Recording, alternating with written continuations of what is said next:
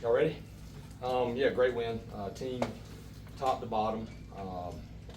When the team scores six, when you lose on Friday against a really good team like Boston College and you find a way to still win the series, it says a lot about the toughness of your team.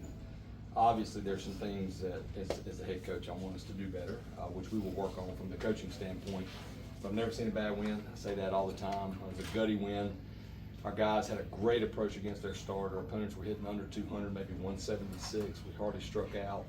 A lot of times spit in the cages with Coach Martorano and Coach Rosbicki. Shout out to Mr. Bryson for helping us with Traject, because that's when it comes really into effect. Coach Jackson as well. They had our guys prepared.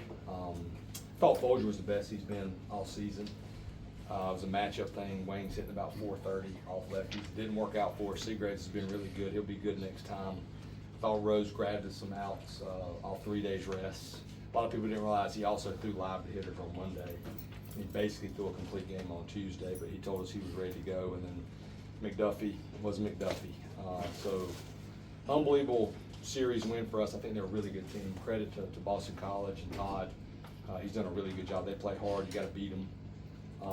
So yeah, that was a great just team win. A lot of tight, down to the wire, come from behind games from the squad. What do you think this says about this team's identity? I think we learned when we got behind, especially early. We got behind to East Carolina. We kind of panicked. Got behind to Virginia. You got to learn to play from behind. You can't be front runners. And I told the guys, like, we're front runners. We're not going to be very good. You got to be as good, if not better, when you do get down. And when you do get up, it's not that big of a deal. You just keep playing. So that was good that happened to us early. We had to learn from that and found a way to win that game against Virginia. And really since then, I haven't seen much pressing. They just keep playing. And we say it all the time, if you play UNC, the other team is going to have to play 27 outs. That's a non-negotiable standard of our team. We're going to play until the last out is made. And our guys obviously believe that as well, and try not to look at the scoreboard unless it's for the outs and that type of thing that count. But just play, and they did a really good job of that. Just a workload that you can count on for Walker on a weekly basis, you think? I go, if you look at his lower half this year, he's so much bigger, he's so much stronger. His delivery is very efficient. And you have to have trust. I learned that as a pitching coach. I tell our pitchers, you can't lie to me. Because you know how you feel, I don't know how you feel. So we have to be on the same page, and you can't feel like you're soft if you tell me, like, Coach, I need a day or I need 2 days. And we've done a good job keeping him, for the most part, not too taxed. But he told me yesterday he told me he felt better than he did the day before. The day after he threw, our pitchers threw early, he said, I feel like I definitely have probably at least 2 innings. So that's in his mind, 30 pitches. I would rather not use them back-to-back days. But we'll just step back and, Jason, one thing I want to talk about Jason DeCaro is, he was sick as a dog. I can say that now. He went out there, I don't even know if he remembers hardly pitching, but he wanted to pitch. He gave us, those 2 innings Jason DeCaro gave us is why we won this series. And he wasn't even in here today because he's still trying to get better over that virus. So a shout out to him and his toughness, kids like that's how you win championships. But hopefully, Walker can continue to do that. If he's going to go back-to-back, I'd like to be like 15, 20, and 20. But man, he looked mighty good today, so maybe you will see him back-to-back. Boston College plays a very specific type of offense designed to put pressure on the defense and speed the game up. How are you able to kind of clean up?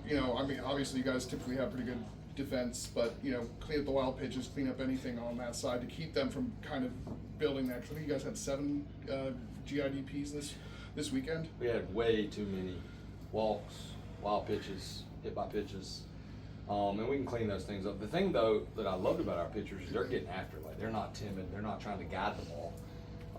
Just got to be a little bit better. And in today's zone, there are times. Right now, you have to throw the ball on the white of the plate. Like, our zone's almost as tight, if not tighter than the big league zone.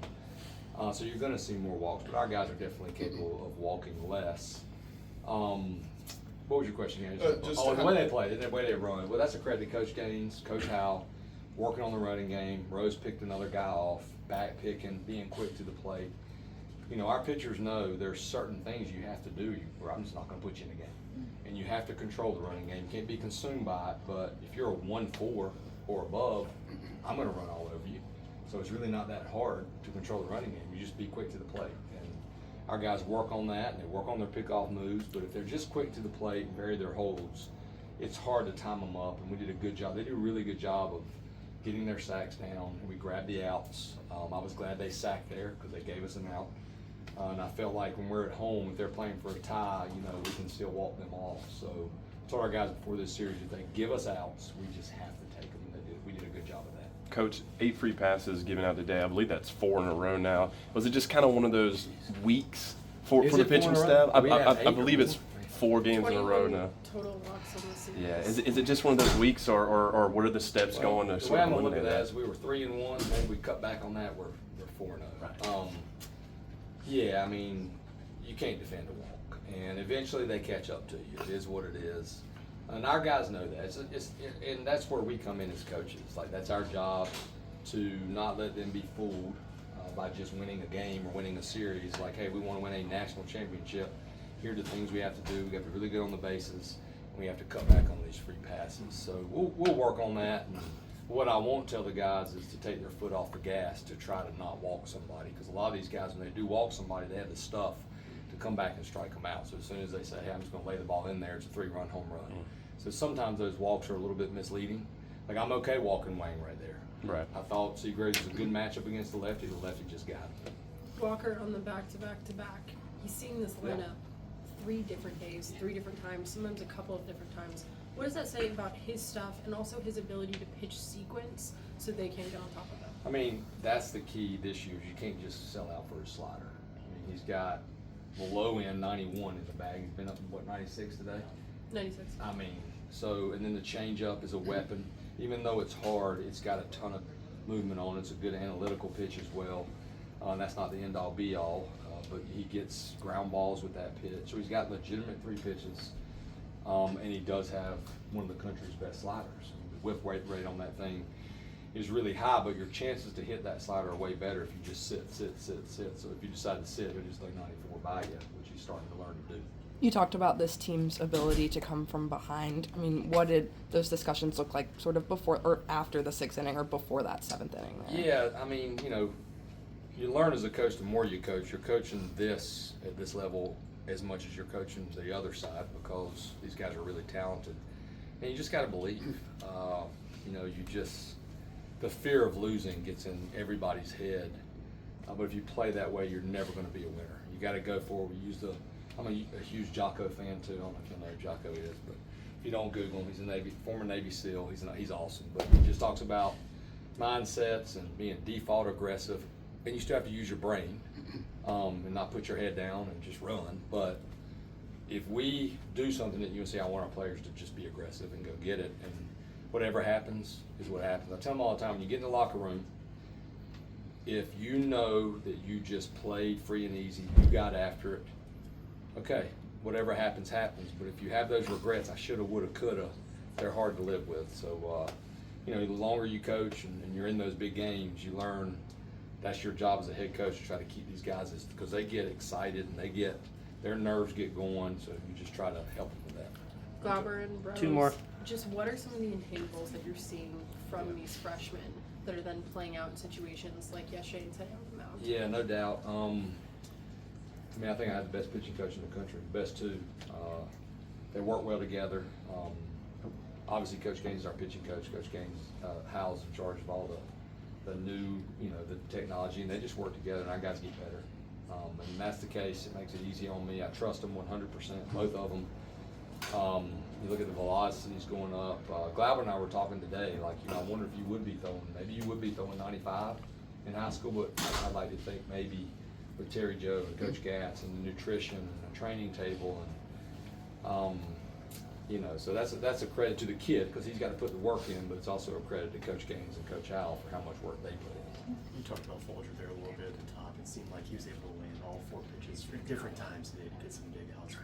How would you kind of evaluate how he did? Well, I told him when he came in, when you're trying to do well, it looked like somebody had stolen something from him when he came in, and he got out of it. And what was it, 3-1? Yeah, that second, third, he got a big out. I'm like, Folger, dude, focus on what you just did. Like, don't focus on the fact you walked 2 guys and you gave up a run. Focus on, you guys back in here, you're ahead 3-1. I've been talking to him about just be aggressive, just lay it on the line. I thought he really competed well today. And I thought he used both sides of the plate. And again, that's a lot of lineups I feel like I could have left him in. It was just a pure matchup thing against Wang, and he's one of the best in the league. One more right here, Coach. Coach, have there been any discussions about moving Caden into the starting rotation regularly, or we just kind of letting him do his thing? Yeah, absolutely. There are discussions, and there are going to continue to be discussions. Again, I'll say at the comp is Trent Thornton. Trent started some games that year. But still, Jason Nicaro, most kids, in my opinion, would have not pitched.